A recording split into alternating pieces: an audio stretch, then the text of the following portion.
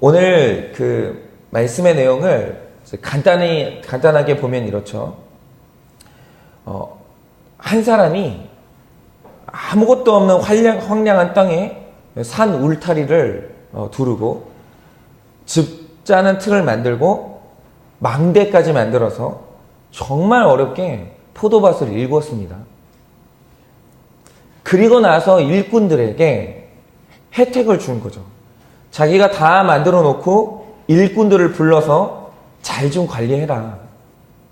그러면 내가 이 땅에서, 내 땅에서 포도가 날 때 그 소출을 얼마 너희에게 줄 테니 잘 좀 관리해 달라고 맡기고 외국을 갔습니다. 아니, 그런데 이놈들이 열심히 일을 하다가 어느 날 포도원 자체에 욕심을 낸 겁니다. 그러니까 이 주인이 뭐 정당하게 내 포도원에서 난 이익을 받으려고 이 자기 종들을 보냈는데, 보내는 종들마다 다 때리고 어떤 종은 죽이는 거예요. 그러니까 포도원 소출을 그러니까 많이 갖고 싶은 게 아니라 포도원 자체를 갖고 싶은 거예요. 그러니까 이 주인이 그래, 종들을 보냈는데 안 들었지만 내 아들을 보내면 그때는 존대하겠지 하면서 보냈더니, 이번에는 이 상속자인 아들을 죽이게 되면 이 포도원을 더 확실히 가질 수 있겠다 싶어서 그 아들을 죽입니다. 그러니까 이 주인이 결국 참다 못해서 이 농부들을 다 진멸했다는 내용인데, 저는 이제 이 본문을 보면서 그런 생각 들었습니다. 어떻게 이럴 수 있을까? 어떻게 사람이 이럴 수 있을까? 이런 생각이 들었는데, 오늘 말씀을 보면 이 종들이 그렇게 할 수 있었던 이유가 나와요. 그럼 그 이유가 무엇인가? 여러분, 오늘 이 비유는 마태, 마가, 누가복음에서도 굉장히 특별한 비유인데, 왜 그러냐면 마태, 마가, 누가복음은 예수님의 행적을 기록한 책입니다. 그런데 마태, 마가, 누가 셋 다 서로 예수님을 조명하고자 하는 강조점이 다르기 때문에 기록한 행적이 다를 수 있어요. 그러니까 마태복음에는 나와 있는데 마가복음에는 없고, 마가복음에는 있는데 누가복음에는 없고, 그런데 만약에 셋 다 있어도 표현이 좀 더 다르고, 뭐 이런 식으로 이제 좀 차이가 있거든요. 그런데 오늘 이제 그 말씀에 나오는 이 내용 같은 경우에는 마태, 마가, 누가복음 이 세 복음서에 동일하게 다 기록되어 있어요. 그런데 이 세 복음서가 동일하게 기록되어 있는 이 말씀 중에서도 또다시 동일하게 강조하는 하나의 표현이 있어요. 그게 뭐냐면 1절에 나오는 이 표현, 주인이 세를 주고 갔다는 이 표현이에요. 즉, 이 포도원이 뭐냐? 주인이 전세를 주고 떠난 바로 그 포도원이에요. 세 복음서가 전부 동일하게 이 포도원은 전세로 얻은 포도원이라는 것을 강조합니다. 그러니까 오늘 말씀에서 가장 중요하게 큐티해봐야 될 것은 뭐냐면, 지금 우리가 하나님으로부터 받은 모든 것의 본질은 뭐냐면 우리가 세로 받았다라는 겁니다. 이게 왜 중요하냐면, 내 손에 있는 것의 정체는 소유가 아니라 세라는 이 진리를 모르면, 여러분 이거 진리 중에 진리인데, 내 손에 있는 것의 그 본질이 소유가 아니라 잠시 얻은 세라는 진리를 모르면 바로 이렇게 된다는 거예요. 욕심을 내게 된다는 거예요. 그리고 주님을 만나는 그날에, 내 손에 있는 것의 진정한 주인을 만나는 그날에 심각한 일이 벌어진다는 겁니다. 예를 들어서 저도 지금 이제 집을 전세 살고 있는데요. 이거는 제가 저희 집이 아니라 남의 집에 제가 잠시 세를 들어 사는 거예요. 그러니까 이 집은 언젠가 때가 되면 제가 그 집주인에게 반환해야 돼요. 그 집주인이 그 집 찾으러 오는 날이 와요. 그래서 제가 이 집을 살 때 반드시 살면서 지켜야 되는 게 뭡니까? 이 집을 제 마음대로 바꾸면 안 돼요. 내 집이 아니라는 사실에 대해서 절대 잊으면 안 돼요. 그러면 그 집을 사는 자세가 바뀌는 거예요. 그런데 언제 문제가 생깁니까? 오래 살다가 어느 날 이 집이 내 집 같다는 착각이 생기는 거예요. 그래서 어떻게 되냐면 그러면 이 집을 대하는 제 자세가 달라지는 거죠. 어느 날 내 집이 아닌데 못을 받기 시작해요. 어느 날 집에 고정시켜 놓던 물건들이 있는데 갑자기 그걸 뜯어내고 내 마음대로 그것의 위치를 바꾸기 시작해요. 심지어는 어느 날 내가 더 넓게 살고 싶다고 하면서 벽을 허물기 시작해요. 내 마음대로 훼손을 하기 시작하는 거예요. 그러면 계약이 끝나서 집주인이 이 집을 찾으러 오는 날 무슨 일이 벌어지겠습니까? 그날은 손해를 배상하는 날이 되고 분쟁의 날이 되고 처벌의 날이 되는 거예요. 제가 이 말씀을 큐티하면서 유독 또 제 딸이 생각이 났는데, 여러분 이 딸은요, 제가 하나님이 우리의 아버지 되시잖아요. 그러면 하나님이 우리를 보실 때 이 아버지의 심정을 가지고 계시는데, 제가 아버지 하나님의 심정을 배워야 되기 때문에 잠시 저에게 새로 맡긴 딸이에요. 절대로 제 딸 아닙니다. 하나님이 잠깐 너 아버지의 마음을 배워라 라고 저에게 맡기신 새로 얻은 딸이라고요. 얘 원래 호적은 하늘에 있고 진짜 아버지는 하나님이십니다. 그래서 사실 더 기뻐요. 얘 호적이 하늘에 있고 하나님이 얘 아버지라는 사실에 대해서. 그렇기 때문에 얘를 대할 때 잠시 새로 얻은 딸이라는 이걸 잊지 않으면 얘를 대하는 자세가 달라지는 거예요. 만약에 얘가 내 딸이라는 이 착각이 생기면 어떻게 되냐면 제 취향대로 기르게 돼요. 이 아이 마음에 함부로 제 가치관에 못을 박아요. 아버지 하나님의 가치관이 아니라 제 가치관을 주입시키는 거죠. 그리고 답답하다면서 마음대로 신앙의 벽을 허물어주고 이 세상 유행을 따라서 형형색색으로 도배를 해주는 거예요. 여러분 이렇게 되면 어떻게 되냐면 이게 월권이에요. 얘의 마음은 주님이 거하실 성전으로 잘 보존하다가 주님이 찾으신 날에 잘 보내야 되거든요. 그 다음에 말씀 안에서 얘가 어떤 직업을 갖든지 그냥 천국 가는 믿음만 잘 전해줬으면 그 다음은 하나님과 이 아이가 함께 만들어가는 인생이지, 감히 인간 부모가 이거 해라 저거 해라 이러면서 하나님과 내 자녀 사이에 끼어들면 그게 자녀를 내 포도밭 삼겠다는 착각이 되는 거예요.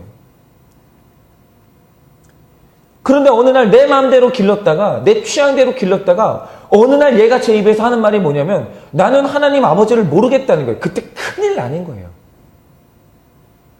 주님이 찾으러 왔어요. 내 자녀, 내가 잠깐 맡긴 내 자녀를 찾으러 왔는데 갑자기 이 자녀가 그러는 거예요. 저는 당신을 모르겠는데요. 그날 난리 나는 겁니다. 제가 어저께 어떤 전화를 받았냐면, 제가 지난 교회에서 이제 청소년 사역을 했으니까, 이거 어떤 분이 이제 자녀 때문에 전화를 주신 거예요. 이분이 이제 아이가 이제 믿는 아이인데, 얘를 낳았는데, 잠시 새로 받은 아이가 아니라 얘가 이제 내 포돈이라고 착각을 하신 거예요. 그래가지고 신앙교육도 안 하고 정말 자기 멋대로 애를 길렀어요. 그러다가 이제 하나님이 보다 못해서 이 아이를 찾으러 오신 사건이 생긴 거예요. 그게 뭐냐면 얘가 어느 날 부모 통제를 벗어나기 시작하더니 소년원에 간 거예요. 그런데 애가 이 지경이 되니까 그때 부모님이 본 자기 죄가 뭐냐면 잠시 새로 받은 이 아이를 내 포도원으로 착각하고 내 취향대로 길렀다는 회개를 하신 거예요. 여러분 지금 그런 사건들 오고 계시죠? 어릴 때는 얘가 내 포도원인 줄 알고 마음대로 길렀는데 점점 내 마음대로 안 되시죠? 점점 내 통제를 벗어나고 있으시죠? 신앙교육이라는 것은 쥐새낄 때 잡아야 이게 가능한 건데 이게 쥐새낄 때 안 잡으니까 나중에 커다란 늑대 새끼가 됐을 때 안 먹히시죠? 근데 이렇게 된 거예요. 그래서 이 부모님이 나중에 이제 그 사실을 알고 회개를 하고 이제라도 주님께 이 아이를 돌려드리겠다고 이 돈 많이 버는 직업을 내려놓고 이 아이 구원을 위해서 신앙교육에 뒤늦게라도 힘썼어요. 굉장히 좋은 적용입니다. 그래서 열심히 이제 직업도 내려놓고 집에 있으면서 신앙교육을 열심히 하고 있는데 최근에 또 사건이 생긴 거예요. 그게 뭐냐면 얘가 이제 친구들끼리 싸우는데 껴들어서 말렸어요. 말렸는데 걔 말로는 정말 말리기만 했다는 거예요. 내가 그 싸움을 같이 싸운 게 아니고 말렸어요. 그런데 경찰이 오더니 너도 이 싸움에 껴들었지 않냐고 그러면서 말리기만 했다는 자기 말을 안 믿어주더라는 거예요. 그래서 얘가 지금 이제 경찰서에 갔는데 이 어머니가 또 사건이 오니까 이게 자기가 여기서 어떻게 해야 되는 게 얘를 위한 거고 이게 어떤 게 구속사적인 적용인지 모르겠다고 이제 전화를 하신 거예요. 그래서 제가 이제 드린 말씀이 뭐냐면 지금 그 사건은 하나님이 그 아이 거룩을 위해서 주신 사건인데 엄마는 한 발 빠지시라는 거예요. 그리고 일단 놔두라는 거예요. 왜냐하면 이 아이도 지금 얘가 당해야 될 게 있는 거예요. 이 아이가 자기 멋대로 살면서 하나님 뜻과 반대로 살면서 소년원까지 결국 갔는데 내 삶의 결론으로 이제는 내 말을 아무도 믿어주지 않는 그 고통, 모든 사람이 나를 일단은 범죄자로 보는 그 고통, 그 심각함을 겪도록 내버려 두시라는 거예요. 여기서 또 엄마가 껴들고 돈으로 또 뭘 또 막아주고 그게 또 얘를 거룩하게 하시는 하나님의 행동을 하나님을 또 쫓는 행동이거든요. 그래서 이 아이가 자기 삶의 결론이 하나님과 상관없이 살아온 자기 삶의 결론이 얼마나 무서운지 좀 놔두시고 다만 엄마와 교회 공동체는 온 마음으로 얘를 좀 믿어주시라고. 이 아이가 자기를 받아주는 곳이 교회밖에 없다는 것을 느끼도록 해주시라고 엄마는 이제 이 아이 인생에서 한 발자국 물러서셔야 된다고 그렇게 이제 처방을 해드렸어요. 근데 이제 감사하게도 이분이 적용을 하셨어요. 제가 그 목회자 자녀로 살면서 이제 성도님들이 이제 저희 아버지 이제 집으로 상담을 하러 오실 때가 많았어요. 그러면 이게 나중에 이제 제가 했던 말인데 제가 목회자 자녀로 살면서 실제로 제 귀로 들었던 제 인생에서 가장 공허한 말인데 그런데 이상한 건 뭐냐면 성도님들마다 마치 테이프로 녹음한 것처럼 사람은 바뀌는데 똑같이 반복되는 말들이 하나 있었어요. 그게 뭔지 아십니까? 꼭 뭔가를 잃고 나면 그때 내 인생이 새들었던 인생이었던 것을 그때 고백하는 거예요. 예를 들어서 사업이 망하잖아요. 망하고 나서 오면 꼭 그래요. 똑같이 말해요. 목사님, 어차피 잃었을 돈 있었을 때 11조라도 할 걸 그랬다고. 와, 이거를요. 이상한 게 뭔지 아십니까? 진짜 테이프 돌리는 것처럼 사람은 바뀌는데 망한 분들은 똑같이 와서 그 말해요. 또 병원 신방을 가잖아요.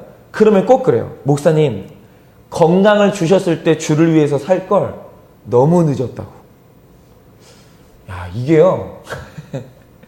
정말 사람은 바뀌는데 테이프 녹음한 것처럼 똑같이 말해요. 사람마다 똑같이. 여러분, 제가 이걸 들으면서 지금 저도 늘 마음에 새기는 것은 뭐냐면 여러분, 우리의 치명적인 어리석음이 뭡니까? 주님이 어느 날 찾으러 오면 주님이 찾으러 오신 그 날이 되면 그때 내 인생의 모든 것이 세를 준 것이었음을 그때 깨닫게 돼요. 여러분, 그래서 가장 지혜로운 게 뭡니까? 주님이 맡기고 계시는 이때 찾으러 오기 전에 주인에게 부지런히 열매를 올려드리는 거예요. 내 인생이 새로 얻은 그 인생이라는 사실을, 그리고 그 새를 얻은 인생이라는 그 사실에 맞게 살아내는 거예요. 그때 주인께서 더 오래 포도원을 맡기시고 그리고 나서 마지막 날 그 포도원을 찾으러 오시는 날에, 그날은 분쟁의 날이 아니라 심판의 날이 아니라 주님께 올려드린 소출을 함께 나누는 축복의 날, 이 축제의 날이 될 줄을 믿습니다.